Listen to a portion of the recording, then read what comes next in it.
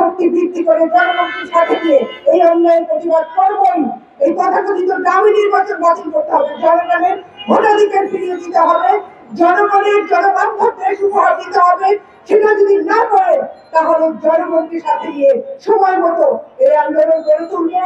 আন্দোলনে আছি এবং আপনাদের কাছ থেকে এই যে দামি এবং তথাকথিত স্বতন্ত্র দাবি দিয়ে যে ধরনের অবৈধ ক্ষমতা দখল করে আছে সেই মসনদ থেকে টেনে নামানো হবে এবং জনগণের অধিকার এবং কর্তৃত্বপূর্ণ রাষ্ট্র কায়েম করা হবে। সকলকে ধন্যবাদ। দেখা হবে রাজপথে।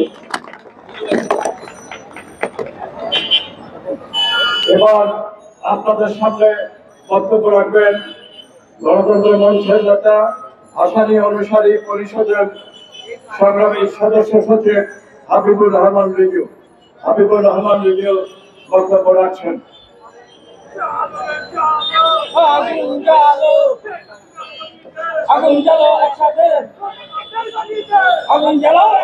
দ্রব্যমূল্যের ঊর্ধ্বগতি, ব্যাংক লুটপাট, অর্থ পাচারের প্রতিবাদে আজকের এই সমাবেশ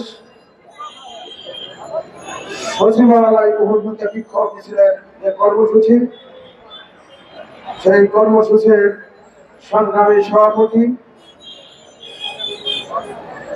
উপস্থিত গণতন্ত্র মঞ্চের শীর্ষ নেতৃবৃন্দ, সাংবাদিক ভাইরা, সংগ্রামী ভাই ও বোনেরা, আজকে যারা আপনারা সকালে খবরের কাগজ দেখেছেন, প্রথম আলোর প্রথম পৃষ্ঠার অর্থে জুড়ে আছে বাংলাদেশের যে মানুষটার বাড়িতে কখনো লোডশেডিং হয় না, অবৈধ প্রধানমন্ত্রীর অবৈধ বিদ্যুৎ উপদেষ্টা তৌফিক ইব্রাহিম ইলাহি কাণ্ড কারখানার একটি চিত্র প্রথম আলোর অর্ধেক জুড়ে প্রথম কথাই আপনারা দেখেছেন।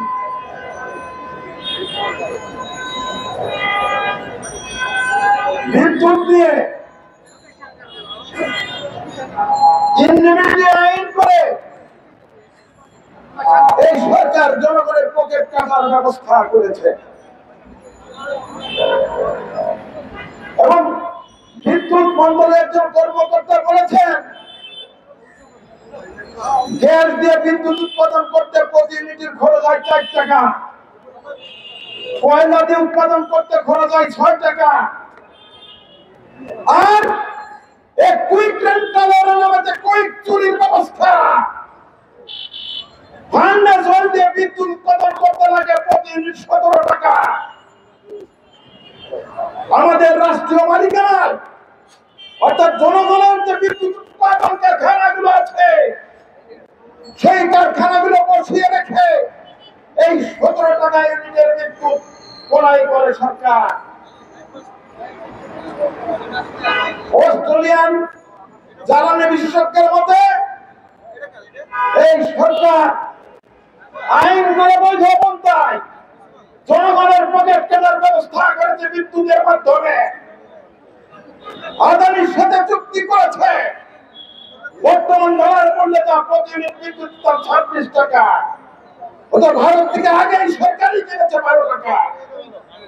এইভাবে শুধুমাত্র বিদ্যুৎ খাতের যদি হিসাব করেন দেশের মানুষের পকেট কিভাবে কাটা হচ্ছে।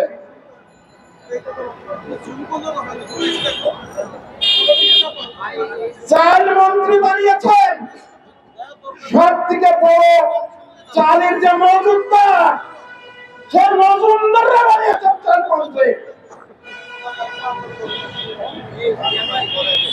কি করে চালের দাম কমবে? এই সরকারের সাবেক এক ভূমিমন্ত্রী একাই একজনই টাকা পাচার করেছেন $200 মিলিয়ন। আর এই সরকারে শেখ হাসিনার সঙ্গী সাথীরা, তার কেন্দ্র কমিটি, তার জেলা জামুনরা প্রতিনিয়ত কত টাকা পাচার করে নিয়ে যাচ্ছে দেখেন। ব্যাঙের ছাতার মতো ব্যাঙ জন্ম দিয়ে জনগণের পকেট কাটার ব্যবস্থা করা হয়েছে, ব্যাংক লুটপাট করা হচ্ছে।